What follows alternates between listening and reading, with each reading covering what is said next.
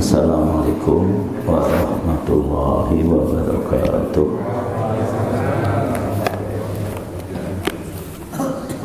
Alhamdulillahilladzi arsala rasulahu bil huda wa dinil haqq liyudhhirahu 'ala dini kullih wa kafa billahi syahida wa asyhadu an la ilaha illallah wahdahu la syarikalah iqraran bihi wa tauhida wa asyhadu anna Muhammadan abduhu wa rasuluh sallallahu alaihi wa ala alihi wa sahbihi wa sallama tasliman mazida, amma ba'd. Alhamdulillah jemaah sekalian, kembali kita panjatkan pujian kepada Allah. Semoga hamdalah yang terucap di lidah betul-betul didorong dengan keyakinan di hati berupa akidah dan dibuktikan dalam amal perbuatan dalam bentuk ibadah. Kita bersyukur kepada Allah dan meyakini Allah Maha Terpuji, Allah sempurna dalam zatnya, nama-namanya, sifat-sifatnya maupun pekerjaannya. Tidak ada kekurangan sedikit pun dalam aspek apapun. Dan itu salah satu bentuk tauhid, ya. Tauhid itu ada 3. Tauhid rububiyah, yaitu meyakini kesempurnaan kekuasaan Allah dan ilmunya atas seluruh alam ini, bahwa dia adalah Rabbul Alamin. Yang kedua tauhid uluhiyah, yaitu meyakini karena Allah yang menciptakan kita, menguasai seluruh alam ini, maka dia pula satu-satunya yang berhak disembah, diibadahi, tidak boleh disekutukan dengan sesuatu apapun. Orang-orang yang menyekutukan Allah dalam beribadah disebut orang musyrik atau orang kafir. Seperti kemarin ya, Paus yang datang ke Indonesia, dia menyembah Nabi Isa, berarti kafir gitu ya, jangan ragu gitu ya. Sedangkan orang kafir itu disebutkan dalam Al-Quran, innalladzina kafaru min ahlil kitab wal musyrikin fi nari jahannama khalidina fiha ulaika hum syarrul bariyah. Sesungguhnya orang-orang kafir, baik dia ahli kitab yaitu Yahudi dan Nasrani, maupun musyrikin yaitu agama-agama lain selain Islam, Yahudi dan Nasrani tadi disebut musyrikin, maka mereka itu tempatnya di neraka jahanam dan kekal di sana selama-lamanya. Bahkan disebut ulaika hum syarrul bariyah, mereka lah sejahat-jahat makhluk, karena Allah menciptakan mereka tapi mereka tidak mau menyembah Allah semata ya. Mereka menjadikan sekutu-sekutu atau tandingan dalam beribadah kepada Allah. Itulah sejahat-jahat makhluk. Yang ketiga adalah tauhid asma wa sifat, yaitu kita meyakini Allah sempurna dalam nama-nama sifat-sifatnya, termasuk dalam hal ini yaitu sempurna zatnya dan sempurna pekerjaannya ya. Ini 3 macam tauhid ini merupakan satu rangkaian yang tidak boleh terpisahkan. Tauhid rububiyah menjadi kunci agar kita mau beriman, yaitu dengan merealisasikan tauhid uluhiyah. Dan kalau orang kafir mau dikatakan beriman, dia harus mengikrarkan asyhadu an la ilaha illallah, aku bersaksi tiada ilah, tiada sembahan yang sebenarnya kecuali Allah, wa asyhadu anna Muhammadar Rasulullah, dan aku bersaksi bahwa Allah telah mengutus utusannya untuk mengajari kita bagaimana cara menyembah Allah, yaitu Muhammad bin Abdillah sallallahu alaihi wasallam. Jadi prinsip dasar ajaran Islam 2 itu saja.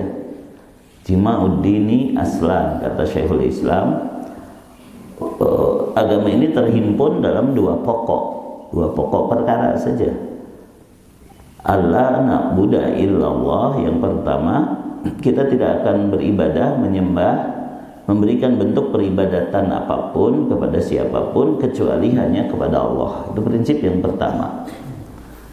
Wa la na'budahu illa bima syara', Prinsip yang kedua, kita tidak boleh beribadah kepada Allah kecuali dengan apa yang disyariatkannya melalui Rasulullah Muhammad Sallallahu Alaihi Wasallam. Jangan ngarang-ngarang ibadah itu, ya, karena kita sudah bersyahadat.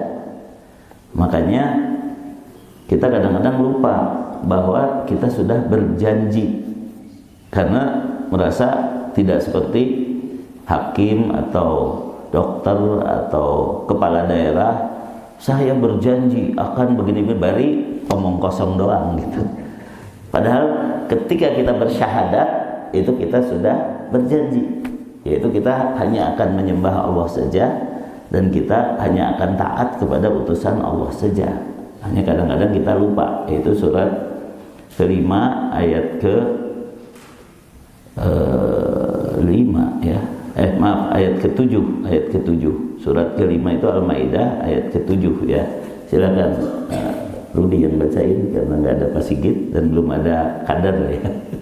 Belum ada kader yang bacain. Ayat ke-7 ya, surat kelima ayat ke-7. Dan ingatlah akan karunia Allah kepadamu dan perjanjiannya yang telah diikatkan kepadamu ketika kamu mengatakan, kami mendengar dan kami menaati, sami'na wa ta'na, dan bertakwalah kepada Allah, sungguh Allah mengetahui segala isi hati. Jadi kadang-kadang ada orang yang kekepesan ya, seperti dulu ada anak kecil bilang, kan saya tidak minta dilahirkan sebagai orang Islam, jadi saya boleh saja berlepas diri dari keislaman. Ya, pada dasarnya memang Islam tidak memaksa untuk masuk agama Islam, tapi kalau sudah mengaku Islam ya jangan lari dari kewajiban, karena itu janji itu, yaitu ketika kita seorang muslim yang pokok ajarannya asyhadu alla ilaha illallah wa asyhadu anna muhammadar rasulullah, berarti kita sudah berjanji hanya akan menyembah Allah saja dan hanya akan beribadah kepada Allah dengan mengikuti utusan Allah saja. Makanya janji kita adalah sami'na wa ata'na. Kami siap mendengar, kami siap taat dengan apa yang difirmankan Allah, dengan apa yang disabdakan oleh Rasulullah SAW, dengan mendengar yang sungguh-sungguh, yaitu mendengar pertama dengan paham, yang kedua dengan perhatian, yang ketiga dengan siap untuk memprioritaskan apa yang didengar tadi. Jadi sima'u fahmin, yang pertama adalah memahami, wa id'anin, kemudian memperhatikan ya, kemudian wa inqiyadin, mendengar untuk siap komitmen ya, siap terikat kepada apa yang didengar tadi. Kemudian wa ata'na, lalu kami taat kepada perintah dengan melaksanakan, dan kalau ada larangan kita taat dengan meninggalkan apa yang dilarang. Kita dilarang untuk berkasih sayang dengan orang kafir, bahkan kalau menjadikan mereka teman setia, teman dekat, kita nanti akan digolongkan dengan orang kafir itu, dibangkitkan di akhirat bukan sebagai umat Nabi Muhammad, tapi sebagai Yahudi atau Nasrani. Itu sudah jelas ayatnya, sudah terkenal ayatnya. Surat kelima ayat 51 ya, surat Al-Maidah ayat 51. Ya ayyuhalladzina amanu la tattakhidul yahuda wan nasara awliya ba'duhum awliya'u ba'd. Faman yatawallahum minkum fa innahu minhum. Ini kurang jelas apanya ya. Silakan dibaca selengkapnya terjemahnya. Ayat larangan berteman setia dengan orang-orang Yahudi dan Nasrani. Wahai orang-orang yang beriman, janganlah kamu menjadikan orang Yahudi dan Nasrani sebagai teman setiamu. Mereka satu sama lain saling melindungi. Barang siapa di antara kamu yang menjadikan mereka teman setia, maka sesungguhnya dia termasuk golongan mereka. Sungguh Allah tidak memberi petunjuk kepada orang-orang yang zalim. Ya, jadi kita didolimi sekali kemarin ya. Sampai adzan saja nggak boleh disuarakan katanya, diganti aja dengan running text dengan tulisan, gimana caranya gitu. Jadi itu betul-betul kita tuh di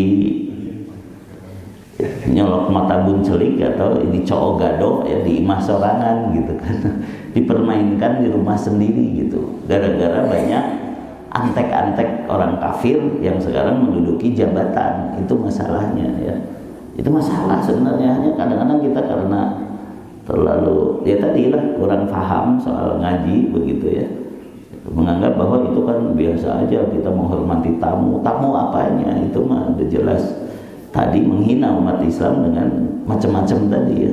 Masa sampai datang tapi ikut ngatur adan segala gitu kan. Misalnya ada orang bertamu ke rumah bapak jam 5:30, lalu tamu itu bilang, maaf ya karena saya bertamu, nanti waktu maghrib jangan pergi. Gimana tamu yang kayak gitu? Kurang aja, kan saya tamu nih, nanti waktu maghrib jangan pergi karena saya bukan orang Islam, misalnya begitu. Benar nggak tamu yang gitu? Ya, Presiden Amerika bertamu kepada Presiden Turki, pas waktu sholat tinggalin aja, ya, tinggalin aja, dan hanya dia yang berani begitu. Pernah terjadi kan, ada di berita kan? Ini malah adzan aja diatur, kacau itu mah, tamu kurang aja gitu. Kayak begitulah ya. Jadi ini masalah kemana kita memberikan loyalitas, kesetiaan ya. Itu bagian dari tauhid ya. Surat ke-58 ayat 22, la tajidu qauman yu'minuna billahi wal yawmil akhir yuwadduna man hadallaha wa rasulah ya. Surat Al-Mujadilah atau Al-Mujadalah surat 58 ayat ke-22 ya.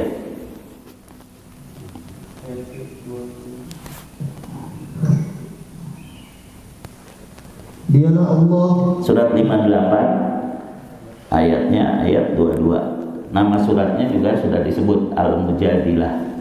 Nah itu mungkin kadernya Pak Sigit itu perlu, karena Pak Sigit udah cepat cek langsung tahu ya gitu.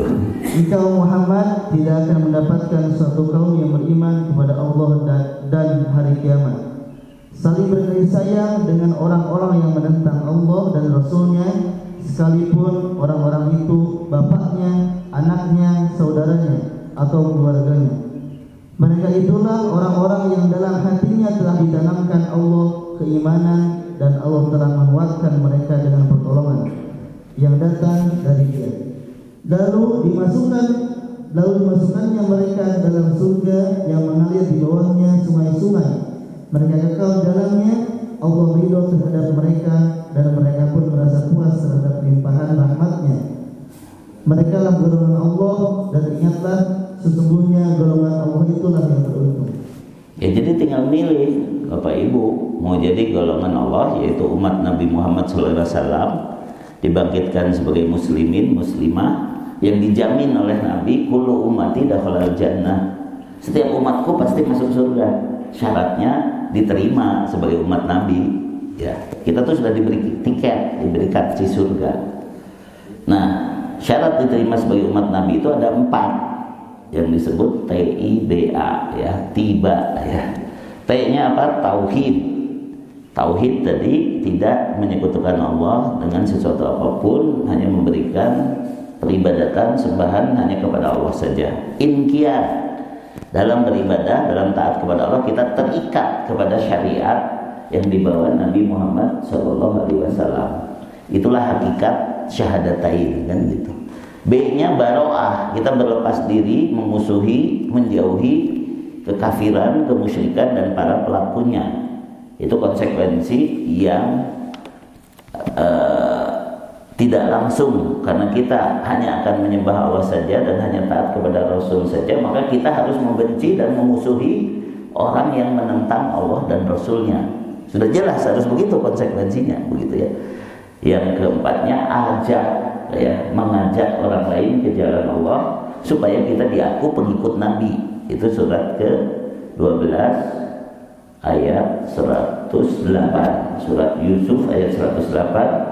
Qul hadhihi sabili ad'u ilallahi ala basirah ana wa manittaba'ani wa subhanallahi wa ma ana minal musyrikin, ya. Ayat 108, ya, surat ke-12. Di akhir ada, ya.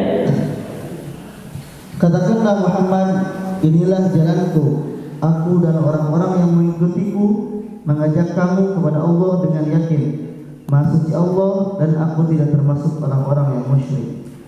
Jadi kita wajib mengajak, bukan malah membiarkan orang yang kafir, mengagumi apalagi, ya, menganggap dia hebat, kacau itu mah, ya. Kita harus mengajak, mencium kening gitu. Saya aja nggak pernah dicium kening kecuali oleh adik saya yang nomor 5, karena dia itu naik turun emosinya ketika merasa bersalah, buru-buru nyium kening saya gitu. Itu yang sering nyium kening saya, itu kan penghormatan yang sangat besar. Dan itu cara orang Arab memuliakan orang yang lebih tua. Kalau di Indonesia cium tangan, jadi sebenarnya tidak terlarang juga cium tangan itu, karena itu hanya kebiasaan saja, kebiasaan menghormati orang yang memang dihormati. Nah, kalau paus saja sudah dianggap kayak ulama, dicium keningnya, mau jadi apa orang itu, gitu kan, ya. Tadi malam ada yang nanya ke saya, Ustaz, kan kalau ada tamu harus dihormati. Menghormati tamu itu dalam rangka kita mengamalkan ajaran Rasul. Man kana yu'minu billahi wal yawmil akhir falyukrim dhaifahu. Siapa yang beriman kepada Allah dan hari akhir hendaklah memuliakan tamunya. Tapi memuliakan tamu itu dengan tujuan supaya dia tertarik dengan ajaran Islam, supaya dia masuk Islam, bukan dia mendikte kita untuk mengikuti keyakinannya. Ya, saya ceritakan ada kisah yang diceritakan oleh Syekh Tolal, ya, perwakilan Yayasan Makkah Mukarramah. Dulu waktu saya ketemu di Jakarta, dia disuruh ceramah. Saya mau bukan penceramah, katanya, cerita aja apa Syekh. Ya, dia cerita bahwa Islam itu betul-betul mengaitkan hamba langsung dengan Tuhannya, dan tidak perlu, kalau agama lain kan harus lewat pendeta, lewat pastor, lewat siapa gitu. Dalam Islam itu langsung. Ada kisah seorang pendeta lagi tersesat di gurun pasir di Sudan. Nah, kalau ini kan paus, kalau ini mah pendeta, mungkin tingkatnya bukan ke paus lagi, teri mungkin, ya, atau mungkin bawal aja gitu, ya, bukan paus, ya. Jadi dia itu tersesat di gurun di Sudan, dan dia bingung bagaimana caranya pulang ke kota. Dia pasti celaka kalau nggak tahu jalan, makin tersesat ke dalam gurun. Tiba-tiba ada truk peternakan dari jauh, ya, mengepul ke udara debu, lalu berhenti. Teman, bisa nggak tunjukkan aku jalan ke kota? Saya juga bersyukur ketemu dengan kamu. Udah, pokoknya saya jamin kamu akan saya antar ke kota, tapi ikut dulu sama saya. Rumah saya dekat di sini. Naik aja dia ke truk itu, dibawa ke rumahnya. Berapa lama mau saya harus nunggu untuk diantar ke sana? Tenang. Kamu makan dulu aja, ya. Dari bajumu kamu seorang pendeta kan, kamu bukan orang Islam. Iya. Saya harus sholat maghrib dulu baru bisa mengantar kamu. Kamu makan dulu aja, makan. Lah gitu. Si teri ini bukan paus, ya. Pendeta ini heran, kenapa saya nggak kenal disuruh makan, dan dia mau nganter, bukan hanya menunjukkan jalan gitu. Sholatlah orang itu, sholat. Ya sudah, saya sudah beres sholat, ayo saya antar, gitu kan. Lalu dia nanya, kamu, saya lihat hidupmu juga nggak terlalu senang gitu, nggak terlalu berkecukupan, mobilnya sederhana, makanannya juga ya sekedarnya, tapi saya bersyukur karena memang saya juga lagi lapar, katanya gitu. Kenapa kamu kepada saya, orang yang nggak kenal, orang yang beda agama, begitu senang ketika kamu bisa ngasih makan saya, dan sekarang langsung mengantar saya ke kota ini? Karena saya sudah berjanji kepada Tuhan saya, katanya. Saya sudah berjanji kepada Allah, ya Allah, saksikan setiap hari aku berjanji akan memberi makan satu orang setiap hari. Dan sehari ini aku tidak menemui orang lain kecuali engkau. Maka aku bersyukur Allah telah membantu memenuhi janjiku dengan ketemu engkau. Maka yang penting kamu mau makan dulu di rumahku. Soal ngantar, soal apa itu urusan lain. Emang siapa yang mengawasi kamu kalau kamu ingkar janji? Ya nggak ada, Allah saja yang mengawasi. Ya. Saya setia kepada Allah, kepada janjiku. Nah itu tadi, janji sederhana saja harus dipenuhi. Maka si Teri tadi mikir, aduh kalau agama yang bisa mengikat seperti itu kepada umatnya, pasti ini agama yang benar, akhirnya masuk Islam. Nah gitu. Kalau memang menghormati tamu itu akhirnya membuat dia masuk Islam, itu baru benar gitu. Kalau malah membuat tamunya jadi culangung, jadi besar kepala, nah itu yang salah ya. Kita malah dihinakan ya. Tidak boleh kita menghinakan diri ya. Surat ke 3 ayat 139 ya. Ya ini harus ada yang teriak, harus ada yang cerita. Kenapa? Karena pernah kejadian, dulu pernah saya sampaikan juga ya.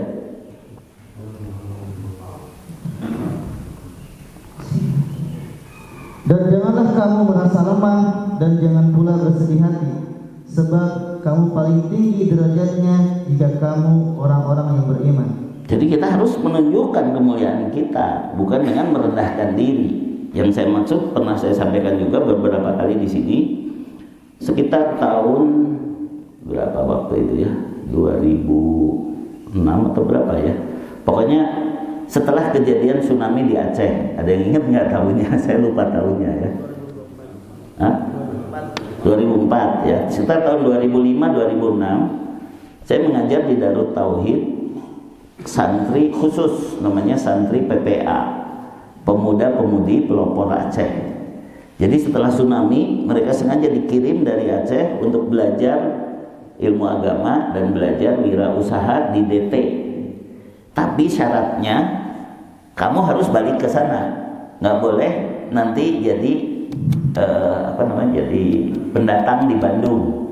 Kecuali kalau sudah balik lagi itu mah urusan sendiri. Karena masalahnya datangnya ke Bandung diongkosin, pulangnya juga diongkosin. Tiketnya satu kali jalan waktu habis tsunami itu kan mahal banget tuh.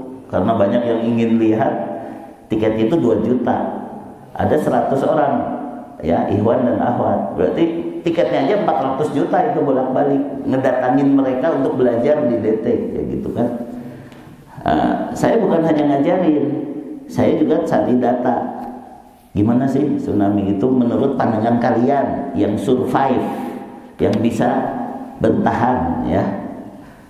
Kalian sebagai para penyintas, bahasa Indonesia yang baru ya, para penyintas, survivors dari tsunami, bagaimana memandang itu? Ya kami yakin ini kekuasaan Allah dan Allah tidak dolim. Kenapa? Banyak ternyata di Aceh itu kemaksiatan. Pantai-pantainya juga dipakai untuk hura-hura. Belum lagi kebun ganjanya paling luas di sana kan gitu. Walaupun di sana mah dijadikan bumbu masak kan gitu. Belum lagi yang lain-lain. Saya senang di sini belajar ke Ustaz bagaimana tauhid yang benar, bagaimana kita sholat bisa khusyuk gitu kan. Karena di sana itu walaupun kita mengaku Serambi Mekah, pelajaran agamanya tidak sedalam ini katanya gitu. Lalu pengalaman kenapa Anda survive itu bagaimana? Iya, yang pertama saya melihat ketika ombak yang tinggi itu datang ke pantai itu seperti ada tulisan Allah di tengahnya gitu. Sampai seperti itu. Terus sampai perahu itu bisa naik ke kota, kecuali orang yang lari ke masjid Baitur Rahman ya di Banda Aceh. Masjidnya mau utuh, yang lain mah berantakan kan gitu. Foto-foto waktu tsunami itu masjidnya mah tegak gitu kan, yang lain mah berantakan aja gitu kan, rata gitu. Kemudian ada lagi sehari sebelum itu ada perayaan Natal bersama para pejabat dengan orang Nasrani yang jelas sedikit sekali orang Aceh yang Kristen itu kan, tapi dihormati seperti itu. Kita Natal bersama. Lalu ada seorang sesepuh mengatakan, kalau di Aceh, Serambi, Mekah sampai seperti ini, tunggu saja azab Allah. Dia sudah ngomong begitu, hanya selang sehari. Nah saya nggak mau dengan orang yang menjilat-jilat paus ini kita mendapat azab ya. Jadi harus ngomong gitu. Tapi ya sebenarnya nggak apa-apa sih kalau dapat azabnya pejabat-pejabatnya saja, jangan bawa-bawa rakyat Indonesia gitu yang ikut mendapat azab karena itu gitu kan, supaya mereka mikir juga gitu. Jadi hati-hati nih kalau ada sesuatu ini bisa jadi karena tadi, sebagaimana di Aceh tadi ada perayaan Natal bersama, besoknya langsung langsung terjadi tsunami gitu kan. Yang mana kalau ada video yang dulu itu masih ada speaker, masih ada panggung yang belum dibongkar gitu kan, kena banjir dari laut itu kalau video Aceh itu kayak gitu. Kenapa itu nggak jadi peringatan ya? Juga COVID kemarin itu ya, COVID itu sebenarnya peringatan bukan hanya bagi Indonesia, bagi seluruh dunia. Apalagi karena waktu itu saya sering bolak-balik ke Bali ya. Orang Bali memang ngerasa banget gitu dengan adanya COVID itu jadi lemah, jadi kecil karena dia mengandalkan pariwisata, mengandalkan dunia. Tapi sekarang udah mulai pada sombong lagi orang Bali juga gitu. Pada menghina lagi kepada orang Islam gitu karena dia lupa bahwa semua itu bukan lupa, memang nggak meyakini semua itu sebenarnya takdir Allah, ujian dari Allah ya gitu. Nah kita jangan begitu. Nah inilah pelajaran hari ini. Bagaimana kita jangan sampai terbawa ideologi materialistis ya, yang hanya percaya kepada yang terlihat, tidak meyakini apa yang sebenarnya menjadi kemampuan kita. Kemampuan kita itu bisa menerima sesuatu yang belum pernah terlihat oleh kita, belum pernah kita merabanya atau belum pernah kita mengunjunginya, tapi kita benarkan. Misalnya, Bapak Ibu di sini percaya nggak ada satu kota di Amerika namanya New York ya. Percaya nggak? Percaya? Ada yang pernah ke sana? Belum kan?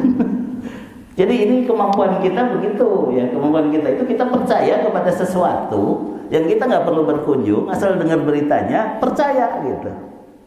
Kemarin saya contohkan, para ahli kimia mengatakan di udara kita ini walaupun kosong, ini ada molekul-molekul. Ada molekul H2O, ada molekul O2, ada molekul H2, ada molekul N2, ada molekul CO, ada molekul CO2. Semuanya bertebaran di udara ini dan kita hisap. Begitu kita hisap, sistem paru-paru kita menyaring, yang masuk hanya O2. Diedarkan ke seluruh darah, lalu darah lapor ke paru-paru, keluarkan CO2. Kita percaya aja. Percaya nggak? Ya kan? Padahal ini semua udara yang kita hisap sama, air juga masuk, CO2-nya juga masuk, tapi paru-paru kita dengan izin Allah sudah bisa memisahkan, yang masuk hanya O2, yang lain keluar lagi. Nanti dari dalam angkut CO2 keluarkan. Dan itu kerjanya cepat banget. Gitu kan? Cepat banget. Dan kumaha cara milihna teh? Ya. Kalau paru-paru kita kapasitasnya adalah katakanlah 1 liter aja, paling sedikit ya, 1 liter, berarti 1 liter O2 yang masuk ya itu adalah 1/22,4 kali 6,02 kali 10 pangkat 23 molekul ya. Jadi kira-kira 1/3 kali 10 pangkat 23 ada sekitar seberapa?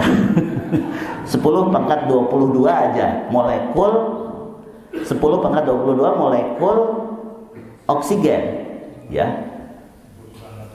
10 pangkat 22 itu adalah 1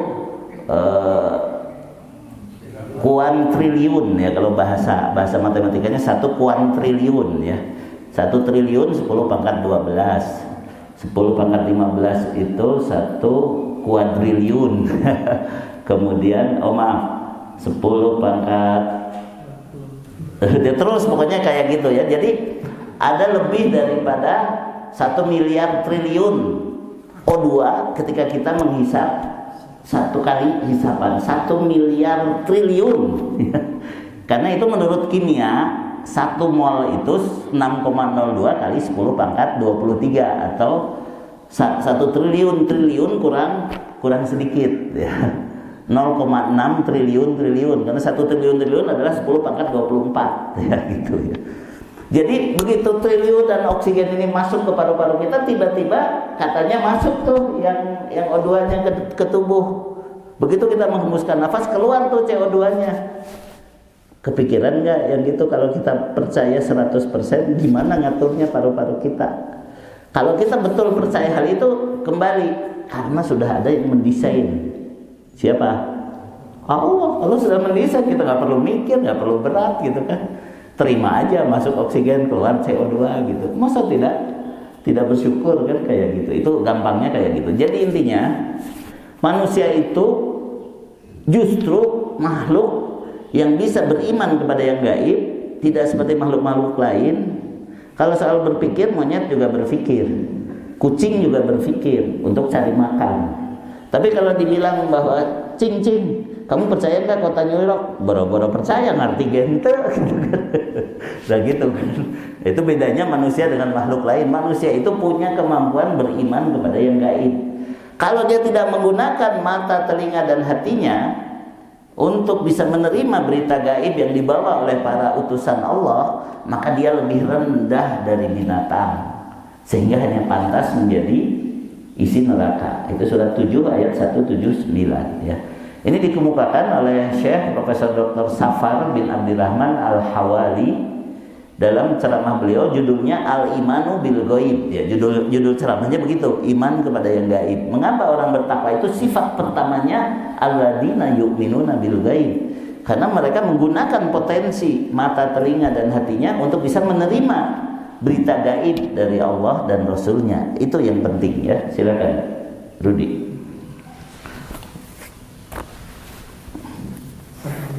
179 surat ke-7.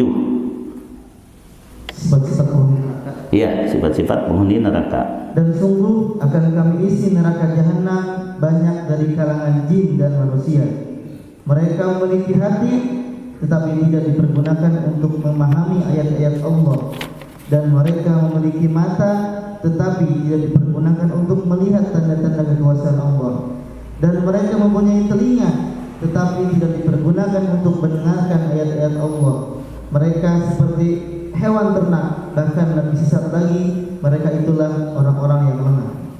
Nah ini saya pernah ceramah pada Suka ya. Kemudian ceramahnya masuk speaker luar. Tetangga masjid ada orang Nasrani. Setelah saya suruh bacakan ayat ini, dia protes. Kok orang Islam gitu kan menganggap umat lain itu lebih rendah dari binatang? Kita mah nggak begitu, katanya gitu. Jadi protes katanya. Lalu saya ditegur sama DKM-nya. Ustadz, ayat-ayat yang begitu karena kita masuk speaker jangan diperdengarkan. Keenakan kalau mereka nggak diperdengarkan. Nanti di akhirat udah mah mereka kafir lalu nggak disiksa sama Allah. Justru kita harus memperdengarkan supaya mereka tahu gitu kan. Sudah ada di peringatan sebelumnya gitu ya. Terus apa betul mereka itu tidak menyebut-nyebut kita sebagai sesuatu yang hina? Kita sering mendengar para pendeta ya mengatakan kita harus menyelamatkan domba-domba yang sesat yang tidak percaya bahwa Yesus anak Allah satu-satunya yang disalib untuk menebus dosa umat manusia. Enak kalau percaya itu kamu masuk surga, nggak usah masuk agama Kristen. Asal percaya saja Yesus itu disalib untuk menebus dosa, selesai. Kamu mau berbuat dosa apapun, enak-enak saja. Ya, makanya ada menteri segala urusan itu seenaknya saja mengatur negeri ini dan melakukan segala kecurangan karena dia sudah yakin, sudah ditebus kesalahannya, mau salah apapun gitu kan. Ya, itu keyakinan. Ya kalau benar dengan begitu masuk surga, memang enak dah. Kita yakin itu salah. Dan kita dianggap domba yang sesat karena tidak percaya itu juga nggak tersinggung kok, biasa saja gitu. Jadi kenapa kita harus takut dikatakan tidak toleransi kalau membacakan ayat mereka itu seperti binatang ternak, mereka itu sejahat-jahatnya makhluk, mereka itu penghuni neraka jahanam. Kenapa kita harus takut disebut tidak toleransi? Nah ini mah ayat Allah. Misalnya mereka mengatakan, Ustaz, kami merasa ngeri kalau mendengar itu, dan kami merasa sakit hati kalau disebut lebih rendah dari binatang, sebagai sejahat-jahat makhluk. Ada itu mah kata Al-Quran. Emang kamu percaya sama Al-Quran? Enggak. Kenapa harus sakit hati? Ya tapi kalau benar gimana? Ya kalau takut benar mah tinggal masuk Islam saja, selesai juga kan. Jadi jangan menganggap bahwa kita tidak toleransi. Kita menyampaikan apa yang ada dalam Al-Quran, dan itu yang kami yakini. Sebagaimana kamu meyakini tadi ada paus, ada hiu, ada teri, tadi kan gitu kan. Nah, kayak begitu kan. Itu urusan kalian sebenarnya, bukan urusan kita kan kayak gitu. Nah ini kalau nggak ada yang ngomong takutnya tadi kita tinggal tunggu musibah saja, tinggal tunggu musibah. Minimal musibahnya sudah ada, yaitu banyak orang yang akhirnya tertarik dengan ajaran mereka. Ya, karena itu di blow up di media. Wah, hebat banget ya Pak Ustaz, tuh sederhana. Kemudian tidurnya nggak usah di hotel, cukup di kedutaan saja. Terus apalah segala macam lah di blow up. Untung saya mah nggak mau tahu lah urusannya gitu kan, nggak mau tahu aja. Tapi ada aja berita kan gitu kan, ada aja berita tentang itu. Nah jadi itu sebenarnya salah satu hal yang harus kita jauhi. Tapi pembahasan kita kali ini mengenai jangan ikut-ikutan ideologi materialisme, karena Allah tidak menciptakan dunia ini dengan sia-sia. Allah menciptakannya untuk sebuah hikmah yang agung, yaitu untuk jadi ujian. Alladzi khalaqal mauta wal hayata liyabluwakum ayyukum ahsanu amala wa huwal azizul ghafur. Dialah yang menjadikan mati dan hidup supaya dia menguji kalian siapa di antara kalian yang lebih baik amalnya, dan dia Maha Perkasa lagi Maha Pengampun. Inna ja'alna ma'alal ardi zinatan laha linabluwahum ayyuhum ahsanu amala. Sesungguhnya kami yang telah menjadikan apa yang di bumi ini sebagai perhiasan baginya, agar kami menguji mereka siapakah di antara mereka yang terbaik amalnya. Dalam kehidupan dunia ini Allah telah menciptakan banyak kenikmatan yang bersifat sementara dan perhiasan yang nampak, baik itu berupa harta, anak, pangkat, kekuasaan, dan kesenangan-kesenangan lain yang hanya Allah yang mengetahuinya. Di antara manusia, bahkan kebanyakan manusia melihat dunia hanya dari lahiriahnya saja dan sisi indahnya saja. Ia memuaskan hawa nafsunya terhadap dunia tanpa memikirkan apa yang ada di dalamnya. Ia sibuk untuk mendapatkan, menumpuk, dan menikmatinya daripada beramal untuk kehidupan setelah kehidupan di dunia. Bahkan ia tidak percaya kalau ada kehidupan lain setelah itu, sebagaimana Allah firmankan, wa qalu in hiya illa hayatunad dunya wa ma nahnu bimab'utsin. Mereka mengatakan, ya, hidup hanyalah kehidupan kita di dunia ini dan kita sekali-kali tidak akan dibangkitkan lagi. Ini perkataan orang materialisme ya, orang-orang yang hanya percaya apa yang terlihat saja. Karena dia merasa dia pun ada begitu saja kebetulan tanpa ada yang menciptakan.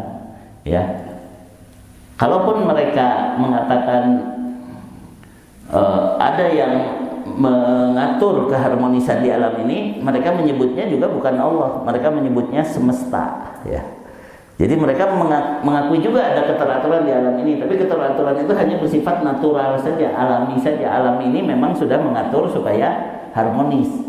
Makanya sekarang ini yang didengung-dengungkan adalah nanti semesta akan mengabulkan apa yang kamu pikirkan, nanti semesta akan menjawab apa yang kamu, itu tuh sudah musyrik gitu. Menjadikan Allah seolah-olah alam semesta ini gitu. Hanya banyak orang tidak merasa ya. Jadi dia tidak bisa juga mengingkari adanya keteraturan, tapi menganggapnya itu sebagai kebetulan dan sebagai suatu sifat natural saja. Tidak usah dipikirkan bahwa ini ada penciptanya. Nah itu. Karena yang mau enteng doang ya, dia pengen menikmati hidup tanpa harus bertanggung jawab. Padahal jangankan di akhirat, di dunia pun harus bertanggung jawab. Hanya masalahnya penyelesaian di dunia kadang-kadang tidak adil ya. Yang kemarin ditanyakan Pak Hasan, ada orang yang merugikan negara 300 triliun hanya divonis berapa ya? 3 tahun, didenda 5.000. Divonis 3 tahun, didenda 5.000, padahal dinyatakan dia itu merugikan negara berapa? 300 triliun. Lalu di tayangan berikutnya di TV itu ada orang memelihara binatang langka, didenda, divonis atau diancam 10 tahun, lalu didenda 100 juta. Hanya karena dia memelihara binatang landak apa gitu, landak Jawa. Iya, landak Jawa. Asa aneh, yang merugikan 300 triliun divonisnya 3 tahun, didendanya 5.000 perak. 5.000 perak uang apa? Kemudian yang tadi yang memelihara binatang langka, padahal itu juga mungkin karena dia tidak tahu bahwa ini dilindungi dan dia melanggar aturan kalau begitu, maka dia diancam hukuman 10 tahun, didenda 100 juta gitu. Kayak begitu. Nah inilah, kalaupun mereka ya berkeyakinan tentang keseimbangan. Ada orang-orang jahiliyah dulu, orang-orang kafir Quraisy meyakini adanya hari akhir sebab fenomena tadi. Di dunia ada orang jahat belum terhukum, ada orang yang selalu baik tapi kelihatannya dia belum mendapat kebahagiaan. Jadi harus ada kehidupan berikutnya yang menggantikan kedoliman orang-orang yang didolimi di dunia ini, sehingga dia puas bahwa yang mendoliminya juga sudah dibalas. Dan sebaliknya, orang-orang yang berbuat baik di dunia, orang-orang yang yakin terhadap kebaikan di dunia, dia sudah mendapatkan tempat yang mulia di akhirat. Ini secara logika saja harusnya diyakini yang namanya akhirat itu. Apalagi secara dalil, itu mah sudah pasti ya. Allah mengancam orang yang berpandangan hanya menganggap dunia itu kehidupan yang sebenarnya dan tidak ada kehidupan lain setelah ini. Innal ladzina la yarjuna liqa'ana waradu bil hayatid dunya watma'annu biha walladzina hum an ayatina ghafilun ulaika ma'wahumun naru bima kanu yaksibun. Sesungguhnya orang-orang yang tidak mengharapkan atau tidak percaya akan pertemuan dengan kami dan merasa puas hanya dengan kehidupan dunia serta merasa tentram hanya dengan kehidupan dunia, dan orang-orang yang melalaikan ayat-ayat kami, mereka itu tempatnya di neraka disebabkan apa yang mereka kerjakan. Kemudian kalaupun dia mau beribadah, dia mau melakukan kebaikan, tapi tujuannya dunia, maka diancam juga. Man kana yuridul hayatad dunya wa zinataha nuwaffi ilaihim a'malahum fiha wa hum fiha la yubkhasun ulaika alladziina laisa lahum fil akhirati illa an-nar wa habita ma sana'u fiha wa batilu ma kanu ya'malun. Barang siapa yang menghendaki kehidupan dunia dan perhiasannya, niscaya kami berikan kepada mereka balasan mereka di dunia ini dengan cukup, dan mereka di dunia tidak dirugikan. Tapi mereka itu adalah orang-orang yang tidak memperoleh di akhirat kecuali siksa neraka, dan lenyaplah di akhirat itu apa yang telah mereka usahakan di dunia, dan sia-sialah apa yang telah mereka kerjakan. Jadi salah satu penyakit yang berbahaya adalah penyakit tercidun, ya, terlalu cinta dunia, ya. Karena itu akan membuat seseorang melanggar aturan dan lupa akhirat, sehingga hatinya susah untuk menerima kebenaran, ya. Karena yang disimpan di hati adalah ketentraman kalau terpenuhi dunia. Sementara orang beriman itu di surat ke-35 ayat 28 harusnya bisa tentram, tumaninah itu ketika ingat Allah, ya. Alladzina amanu wa tatmainnu qulubuhum bidzikrillah, ala bidzikrillahi tatmainnul qulub. Itu kayaknya surat ke-13 ya, bukan 35 ya. Surat ke-13 ayat 28 ya. Alladzina amanu wa tatmainnu qulubuhum bidzikrillah, ala bidzikrillahi tatmainnul qulub ya. Salah nomor surat ya, 13 ayat 28. Surat Ar-Ra'd ayatnya ayat ke-28. Itu yang biasa dipakai Pak Sigit? Beda. Oh.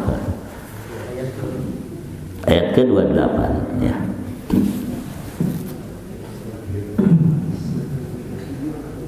Ketentraman hati ya, orang-orang yang beriman serta pembalasan bagi mereka, ya, yaitu orang-orang yang beriman dan hati mereka menjadi tentram dengan mengingat Allah.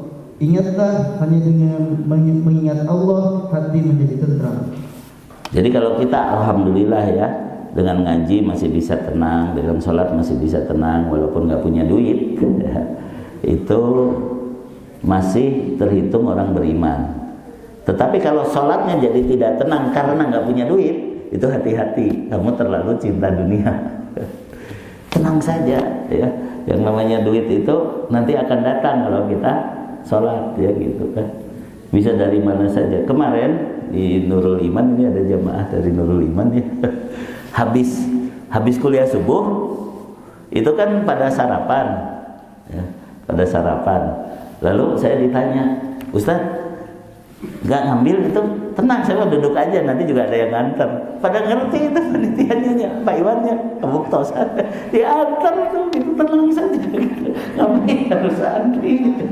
Tapi sama khusus Ustaz sebenarnya. Ya, Tapi ya kayak gitulah, kita harus tentram hatinya itu dengan ingat Allah gitu. Jangan dengan ingat dunia, ingat deposito ya. Sekarang yang bahaya itu kadang-kadang kita keluar rumah HP ketinggalan aja gelisah. Aduh, HP mana, bukan ingat Allah, tenangnya teh ingat HP. Dan gelisah nanti bisa dipariksa ku pamajikan, ke chattingna kepanggih gitu kan. Itu masalah juga gitu. Karena dari awal tidak sadar bahwa mencet HP wae Allah tahu. Chat-chat kita itu Allah tahu walaupun kita bersembunyi dari manusia kan gitu. Itu kesalahannya dari awal tidak ingat Allah gitu. Makanya tentramnya hanya dengan dunia ya. Ancaman ini berlaku bagi seluruh orang yang berpandangan materialistis ya, yaitu baik mereka yang melaksanakan amalan ukhrawi tapi untuk tujuan duniawi seperti orang-orang munafik dan yang amalannya ingin dilihat dan dipuji orang lain atau riya, atau memang orang-orang kafir yang tidak percaya akan adanya hari kebangkitan dan hisab seperti kondisi kaum jahiliyah dan para penganut ajaran yang merusak seperti ajaran kapitalisme, komunisme, sekulerisme dan ateisme yang terlahir dari ideologi materialisme. Materialisme itu terlahirnya dari Darwinisme ya. Darwinisme, teori evolusi Darwin yang menganggap segala sesuatu ada secara berevolusi dan tidak perlu ada yang menciptakan, begitu saja berubah dari satu atom hidrogen menjadi helium, menjadi litium ya, berilium dan seterusnya ya, boron, karbon dan seterusnya. Itu terbentuk di bintang-bintang, meledak, terbentuk lagi. Terus setelah itu ada satu kondisi di atmosfer yang mana listrik menyebabkan ada molekul asam amino. Asam amino inilah menjadi amuba. Amuba berubah menjadi penisilin, jadi tumbuhan. Kemudian menjadi virus, kemudian menjadi ikan di laut. Ikan bosan di laut keluar ke darat jadi kadal, jadi dinosaurus. Lalu ada turunannya jadi monyet. Nah, monyet jadi manusia. Begitu, itu pandangan mereka begitu. Saya juga hafal lah diarahkan ke sana. Sekarang kuliah-kuliah tuh kayak gitu. Seolah-olah nggak ada yang mencipta. Kebetulan aja kita jadi manusia kayak gitu kan. Nah, itu masalah. Dari Darwinisme muncul materialisme, dari materialisme ada tadi kapitalisme, komunisme, sekulerisme dan ateisme ya, kayak begitu. Merekalah orang-orang yang tidak mengetahui nilai kehidupan dunia dengan benar dan pandangan mereka terhadap dunia tidak lebih dari pandangan binatang, bahkan lebih sesat karena mereka tidak menggunakan akal mereka, tidak memaksimalkan kemampuan mereka dan hanya menghabiskan waktu mereka secara sia-sia. Mereka tidak beramal untuk tempat kembali yang tengah menanti dan pasti dijalani, yaitu tempat kembali yang kekal di akhirat ya. Surat ke-29 ayat 64 itu yang harus kita pegang ya. Wa ma hadhil hayatud dunya illa lahu wa la'ib wa inna daral akhirata lahiyal hayawan law kanu ya'lamun ya. Silakan. Surat 29 Al-Ankabut ayatnya ayat ke-64 ya.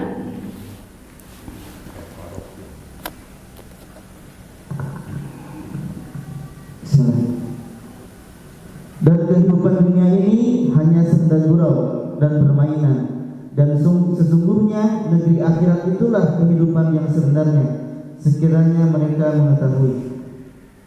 Ya, jadi di sana bukan hanya mengetahui, kita harus meyakini. Hidup di dunia mah hanya hidup icip-icip ya, bukan hidup yang sebenarnya. Beta testing lah ya. Diuji kita tuh, kalau dikasih kenikmatan bersyukur nggak? Kalau bersyukur baru kamu layak masuk surga. Kalau kamu baru dikasih kenikmatan sedikit saja sudah sombong ya, sudah merasa harus pamer ke orang lain, jalan-jalan ke Amerika pakai jet pribadi gitu kan, belanja miliaran gitu kan kayak gitu.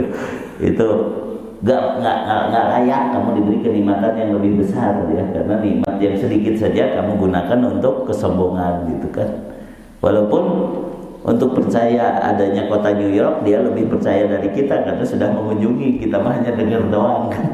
Tapi kita juga percaya soal itu. Nah itulah manusia itu mampu beriman kepada sesuatu yang mungkin dia belum mengalami, belum terlihat, tapi dia terima, oh itu benar. Nah, kenapa kita tidak percaya kepada Al-Quran dan As-Sunnah yang sudah pasti terbukti kebenarannya? Ditantang orang-orang dari zaman dulu, siapa yang mau menandingi Al-Quran? Tidak ada yang bisa. Ya, satu Al-Quran tidak bisa, 10 surat tidak bisa, 10 surat tidak bisa, 10 ayat tidak bisa. Udah satu surat saja. Satu surat itu minimal berapa ayat? 3 ayat ya. Surat Al-Asr itu 3 ayat kan. Surat An-Nasr itu 3 ayat. 3 ayat aja nggak bisa kan gitu ya. Dari dulu, berarti ini pasti benar gitu kan, tantangannya aja nggak ada yang bisa menjawab gitu. Kenapa yang pasti benar kita tidak percaya dan kita tidak ikuti ya gitu ya. Sebagai penutup, mari kita kembalikan kepada konsep kesuksesan dalam Islam.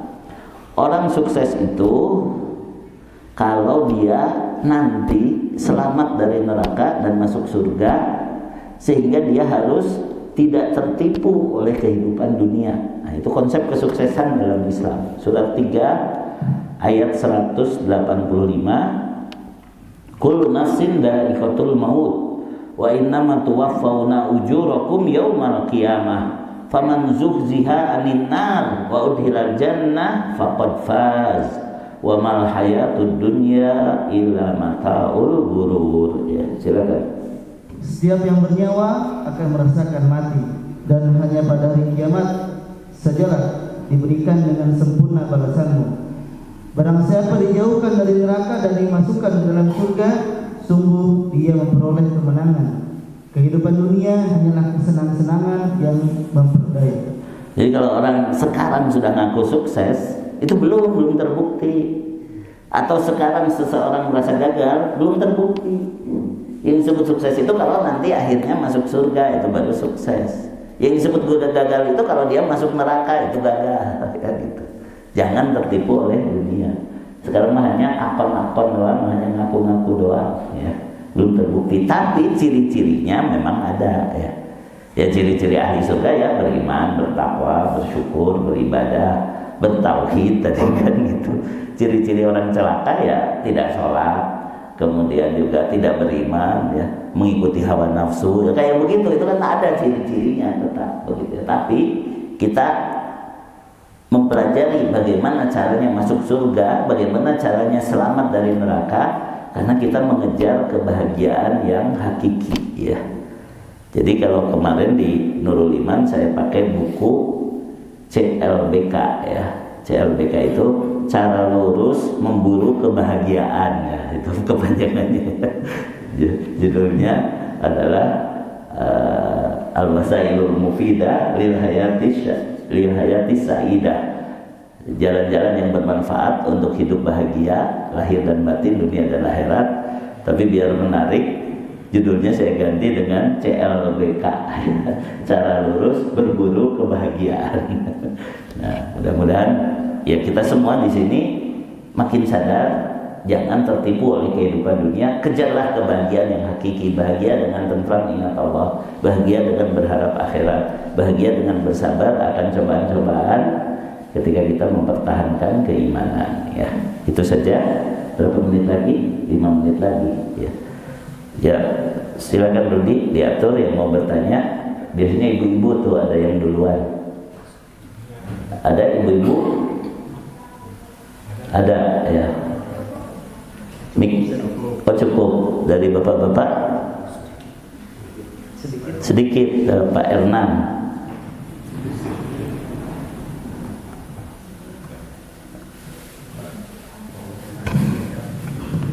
Silakan. Terima kasih Pak Ustaz. Kullu nafsin za'iqatul maut. Ya. Wa innama tuwaffawna ujurakum yaumal qiyamah faman zuhziha 'anil nar wa udkhilal jannah faqad faz. Udah saya baca tadi. Silakan. wa mal Hayatud dunya illa mata'ul ghurur. Ya. Jadi di dunia ini hanyalah sebagai suatu dunia ini adalah sebagai suatu hiburan, kesenangan yang memperdaya. Tapi jangan lupa bahwa pada kulli nafsin za'iqatul maut, bahwa semua orang itu akan mengalami kematian. Tidak ada yang lewat. Jadi kalau yang belum mati itu bertahun-tahun bahkan beratus tahun seperti Al-Kahfi, itu bagaimana Pak Ustadz? Saya ingin menjelaskan, karena kalau sedang proses mati itu katanya masuk ke lorong, seperti dijelaskan salah seorang santri. Ada yang disebut mati suri, ya, atau mati yang tidak jadi, ya. Seseorang sudah dianggap mati, ternyata hidup lagi, ya. Itu ceritanya kayak gitu, masuk ke lorong atau melihat ada cahaya atau ketemu dengan istri saya pernah itu dulu, istri yang sebelumnya, ya. Itu dulu katanya mimpi atau sudah sudah kayak dicabut nyawa. Tapi ketemu dengan ibunya yang sudah meninggal. Kamu mah belum waktunya, balik lagi. Dibilangin gitu memang di dalam mimpinya itu. Entah benar entah enggak. Akhirnya hidup lagi gitu kan. Jadi fenomena mati suri atau life after death di dunia ini ada cerita-cerita, dan bukan hanya di kalangan orang Islam. Orang-orang kafir pun banyak yang memberikan testimoni, hampir mati tapi nggak jadi, ya. Orang Jepang bahkan menikmati hal tersebut, ya. Sehingga mereka selalu bikin olahraga yang hampir mati, ya. Karena mereka berkeyakinan bahwa what doesn't kill you only make you stronger. Sesuatu yang tidak membunuh kamu membuat kamu jadi lebih kuat. Jadi orang yang pernah hampir mati hidupnya lebih panjang umur. Asal siap juga menantang kematian gitu. Hampir mati nanti lebih kuat lagi, hampir mati lebih kuat lagi, ya. Itu juga kata Bung Karno. Makanya kita nih orang yang happy, orang Indonesia orang yang happy, karena sesusah apapun kita kuat bangkit kembali, ya. Kita kuat bangkit kembali. Hanya masalahnya banyak juga yang nggak kuat, ya. Ada yang bunuh diri, ada yang macam-macam gitu, ya. Nah, sekarang peristiwa Ashabul Kahfi itu adalah takdir Allah untuk memberi peringatan. Allah bisa mematikan dalam waktu cepat, Allah juga bisa menunda kematian, tapi akhirnya tetap mati. Jadi dalam riwayat Ashabul Kahfi itu tidur 300 tahun, ya, tidak makan kan di situ. Kemudian dia dibangunkan, ketemu oleh orang-orang karena salah seorangnya membawa perak yang masih ada di sakunya ke pasar, mau beli makanan. Ini udah nggak laku, ini 300 tahun yang lalu mata uang ini, gitu kan. Akhirnya ditanyalah. Karena orang-orang sudah beriman waktu itu. Mereka kabur ke gua karena orang-orang kafir dan mengejar-ngejar mereka. Tapi ketika mereka bangun, orang-orang sudah beriman. Oh, ini rupanya tujuh pemuda yang dulu mempertahankan keimanan. Ternyata mereka masih dihidupkan oleh Allah. Dan kisahnya, begitu orang-orang datang ke tempat Ashabul Kahfi, mereka semuanya muncul memberi nasihat kepada orang-orang yang sudah beriman itu, lalu matilah mereka. Jadi tidak dikasih waktu lama, hanya untuk ayat Allah saja. Sama dengan orang yang dipukul dengan bagian dari sapi di surat Al-Baqarah, karena dia dibunuh lalu ribut orang-orang ini siapa pembunuhnya, nanti terjadi peperangan. Nabi Musa meminta kepada Allah tunjukkan penyelesaian masalah ini, lalu disuruh menyembelih sapi betina, lalu dipukullah si orang yang meninggal tadi, bangun dia. Saya mati karena dibunuh oleh si Anu, mati lagi gitu. bukan terus hidup gitu. Jadi hanya untuk begitu saja. Jadi kalau yang tidak dimatikan pun itu hanya untuk ayat Allah supaya kita tahu diri. Alhamdulillah Pak Hernan berapa usianya sekarang? Berapa usianya? Ya lupa lagi, alhamdulillah, ya. Saya dari sekarang manggil istri yang sekarang itu Ayang. Yang kenapa? Takut nanti lupa namanya gitu. Jadi panggil aja Ayang gitu. Aman. Lupa namanya. Nah, jadi panjang umurnya kita jangan anggap itu sebagai karunia. Berarti kita masih diberi kesempatan untuk tobat gitu. Ya. Kan walaupun Pak Hernan lebih tua dari saya, bisa saja Pak Hernan meninggal duluan, saya belakangan, atau saya belakangan Pak Hernan duluan, kan gak ada yang tahu kan gitu. Ustadznya mau ngelek. Tapi intinya ketika kita diselamatkan dari kondisi hampir mati, jangan merasa itu sebagai wah berarti dilakene orang, belum tentu. Bisa jadi peringatan dari Ashabul Kahfi, dihidupkan sebentar meninggal. Orang yang dibunuh dalam surat Al-Baqarah dihidupkan sebentar lalu meninggal. Kenapa? Karena hanya ingin menunjukkan ayat-ayat Allah, ya. Steve Jobs itu pendiri Apple Corporation atau apalah namanya, ya. Apple, Macintosh dan lainnya. Dia pernah ceramah di Stanford University. Dia bilang saya diduga punya kanker yang langka, sudah dioperasi dan saya merasa sudah sembuh dan saya berharap bisa hidup bertahun-tahun lagi gitu kan, karena dia sudah sukses menemukan penyakitnya dan dioperasi. Ternyata tetap aja mati. Matinya tidak seperti harapannya. Tidak seperti yang diceramahkan di Stanford University itu, ya. Dan sama juga, ya. Kita jangan merasa bahwa kita masih lama matinya. Sudah hampir, tapi kita berharap meninggal kita itu dalam keadaan dosa kita sudah terampuni, utang kita sudah terbayar. Orang yang hidup tidak susah ketika kita mati. Nah, itu ciri-ciri husnul khotimah, ya. Ciri husnul khotimah itu dosa kita diampuni, tidak ada masalah, dan kita tidak menyusahkan orang yang masih hidup. Itulah husnul khotimah. Ya, kita minta semua husnul khotimah, ya.